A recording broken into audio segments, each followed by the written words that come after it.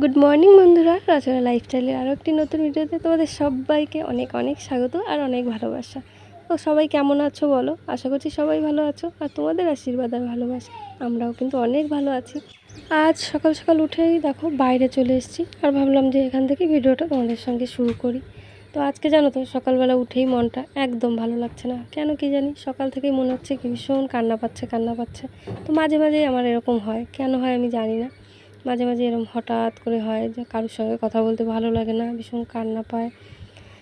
তো যাই হোক, চলো দেখো ঘরে চলে এসেছি, আর ঘরে এসে সকালবেলার কাজ কিন্তু শুরু করে দিয়েছি। তো সকালে টুকটাক কিছু কাজ হয়ে গেছে, আর বিছানাটা একটু দেরি করে তুলছি। কেন বলো তো, মাম্পি আর দুষ্টু শুয়েছিল।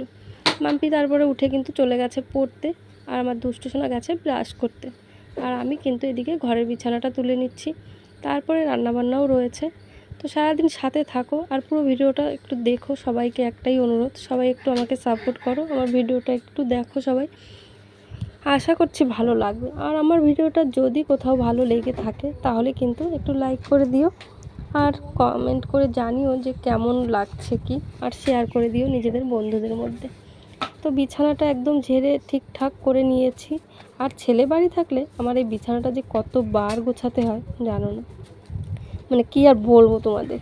তো যাই হোক, দেখো ছেলে ব্রাশ করতে গেছে, এক্ষুনি ঘরে চলে আসবে। এসে কেন আবার একটা বালিশ নিয়ে, মানে ঠিকঠাক করে বালিশগুলো গুছিয়ে রাখবো, সেইটা নিয়ে কেন আবার খাটের মাঝখানে আর কি রেখে দেবে। তো এইভাবেই আর কি সারাদিন চলতেই থাকে। তো ছেলেমেয়ের তো স্কুল রয়েছে, তো সকালে উঠে দেখো আজকে টুকটাক যে কাজগুলো রয়েছে বললাম করে নিয়েছি। আর তারপরে কিন্তু বিছানার চাদরটা চেঞ্জ করে নিয়েছি, আর বিছানার চাদরটা আজকে কাচবো। তো আজকে বাইরে তো মেঘলা মেঘলা রয়েছে, প্রত্যেক দিনই কিছু না কিছু কাচতেই হয়, কিন্তু আজকে আর বেশি কিছু কাচবো না, শুধুমাত্র এই বিছানার চাদরটাই কেচে দেবো। তো ওই জন্য দেখো এই যে জল একটু গরম করে নিয়েছি, গরম জলে এই সুতির বিছানার চাদরগুলো ধুয়ে কেচে দিলে না বেশ পরিষ্কার হয় কিন্তু। ওই জন্য গ্যাসে গরম জল করে নিয়েছি, যেহেতু এখন উনুনে আর সেইভাবে রান্না করছি না বৃষ্টির জন্য না, রান্নাটা ঠিকঠাক করে বাইরে করতে পারছি না। গ্যাসেই আর কি জলটা গরম করে নিয়েছি। আর এই যে বিছানা চাদরটা এখন কিন্তু ভিজিয়ে রেখে দিচ্ছি। আর দেখলে তো আমি কিন্তু কাজ করছি, আমার পিছন দিয়ে ঘরে কে ঢুকে আসলো, আমাদের মিঠি সোনা তো বেশ কয়েকদিন খুবই অসুস্থ ছিল, এখন একটু সুস্থ হয়েছে। আর এই যে দেখো ঘরে এসে শুয়ে রয়েছে, আর এখন ওকে দিতে হবে খাবার। তো সকালবেলা মুড়ি বা বিস্কুট কিছু একটা দিয়ে দিই, তারপরে কিন্তু রান্না হলে আবার খায় খাবার, মানে ভাতটা আগেই ওকে দিতে হয়। এই যে দেখো বসে বসে আমার দিকে তাকাচ্ছে। যাই হোক, চলো কাজ বাজ মোটামুটি হয়ে গেছে, আর আমি কিন্তু এক ফাঁকে বিছানার চাদরটাও ধুয়ে বাইরে মেলে দিয়েছি, সেটা তোমাদের সঙ্গে শেয়ার করা হয়নি। তো তারপরে দেখো চলে এসেছি রান্না করতে। তো সকালে আজকে সেরকম কিছু রান্না করব না, দুপুরবেলায় না মাছ নিয়ে তারপরে রান্না করব। আর এখন একটু সিদ্ধ ভাত করে নিয়েছি, আলু সিদ্ধ, আর এখানে করছি ডিম ভাজা। তো এইটা দিয়ে ছেলে মেয়েকে খাইয়ে স্কুলে পাঠিয়ে দেবো, তারপরে আবার দুপুরের রান্নাটা করব। তো দেখি, বাইরের আবহাওয়াটা তো খুব একটা ভালো না, কি করব জানি না কিছুই। আর এই যে দেখো তোমাদের বললাম যে বিছানার চাদরটা কেচে দিয়েছি, আর এই যে আমি একবারে কিন্তু স্নানটাও করে নিয়েছি রান্না বসানোর আগে। তো এই যে নাইটি যেগুলো আর কি জামা কাপড় কেচে দিয়েছি, ধোয়াধুয়ি করেছি, সেগুলো মেলে দিয়েছি। তো বাইরে কিন্তু প্রচণ্ড মেঘ করেছে, ওই জন্য দেখো বাইরে চলে এসেছি যে জামা কাপড়গুলো তুলে ঘরে নিয়ে যাব। আর দেখো কথা বলতে বলতে কিন্তু ছিটেফোঁটা বৃষ্টিও পড়া শুরু হয়েছে। তো এই যে রাস্তায় তোমাদের একটু দেখানোর চেষ্টা করলাম, কিন্তু খুব একটা বোঝা যাচ্ছে না, কিন্তু সামনে থেকে দেখে কিন্তু আর কি বোঝা যাচ্ছে যে ছিটেফোঁটা বৃষ্টি পড়ছে। আর এদিকে দেখো এই যে নয়নতারার গাছগুলো, আর এই যে সন্ধ্যাতারা ফুল গাছ, পেয়ারা গাছ, সবগুলো না বৃষ্টির জল পেয়ে একদম সবুজ হয়ে উঠেছে। আর এই যে দেখো একটা ঘাস ফড়িং, তো এটাও তোমাদের সঙ্গে একটু দেখিয়ে দিলাম আর কি, শেয়ার করলাম। আর মাম্পি লাগিয়েছিল এই যে পেয়ারা গাছটা, কিন্তু গাছটা না লাগাতে হবে, কতদিন আর এইভাবে রাখবো বলো, কিন্তু লাগানোর জায়গা নেই, সেই জন্য লাগাতে পারছি না। যাই হোক, দেখো ঘরে চলে এসেছি, আর এই যে বিছানার চাদরটা এইভাবে মেলে দিয়েছি, জামা কাপড়গুলোও কিন্তু সব মেলে দিয়েছি। আর জোর বৃষ্টি শুরু হয়ে গেছে জানো তো, দেখো ভীষণ জোর বৃষ্টি শুরু হয়ে গেছে। আর এই যে আমাদের নদীতে কিন্তু জল একদম দেখো ঘরের কোনায় আবার চলে এসছে। তোমাদের আগের বছরও দেখিয়েছিলাম যে জল একদম ঘরের কোণে চলে এসছে, আবার এই বছরও কিন্তু সেই একই অবস্থা। তো প্রত্যেক বছর এরকম হয়, টেনশন নিয়ে ঘুমোতে হয়। তো যাই হোক চলো, বৃষ্টিটা বৃষ্টির মতো হোক। আর আমার কিন্তু আবার দুপুরে রান্না রয়েছে, সকালে বলেছিলাম না যে সকালে শুধু সিদ্ধ রান্না করেছি। তো দেখো কেমন জোর বৃষ্টি হচ্ছে। তো চলো, বৃষ্টি দেখলে কাজ হবে না, ঘরের কাজ তো করতেই হবে, রান্নাবান্নাটাও কিন্তু করতেই হবে।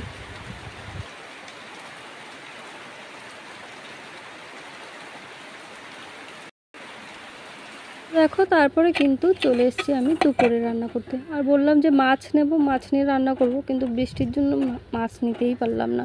তো এক তো মাছওয়ালা সেইভাবে আসেনি, আর যদিও মাছওয়ালা একজন এলো কিন্তু জোর বৃষ্টি শুরু হয়েছে, তখন আর মাছ নিয়ে কোথায় বসে কি কাটবো ওই জন্য আর নেওয়া হয়নি। কী করব, ঘরে ছিল ডিম, তো ডিমটাই বসিয়ে দিলাম সিদ্ধ। তো 3 জন আমরা 6টা ডিম বসিয়ে দিয়েছি একবারে, আর কি দুবেলা হয়ে যাবে সেই জন্য। আর এদিকে চালও নিয়ে নিয়েছি, দেখো চালটা ধুয়ে একবারে ভাত বসিয়ে দিয়ে তারপরে ডিমের জন্য মশলাটা করব। একদিকে ডিম সিদ্ধ হয়ে যাবে আর এদিকে কিন্তু আমার মশলাটাও রেডি হয়ে যাবে।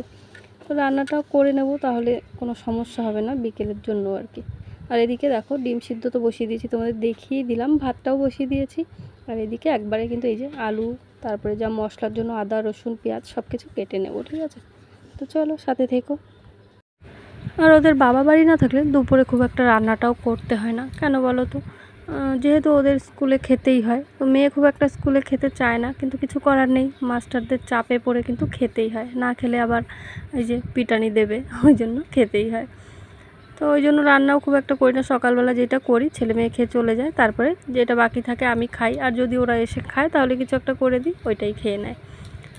আর আজকে যেহেতু সকালে সেভাবে কিছু রান্না করিনি, ওই জন্য দুপুরেই আর কি রান্নাটা করছি। তোমাদের সঙ্গে কথা বলতে বলতে মশলার জন্য আদা রসুন পেঁয়াজ আলু সব কিছুই কিন্তু আমার কাটা হয়ে গেছে। আর এবারে একটু বেটে নিলেই হয়ে যাবে। আর ওদিকে ডিম সিদ্ধটা সেটাও কিন্তু হয়ে গেছে। তো ডিমগুলো একটু ছুলে নেব।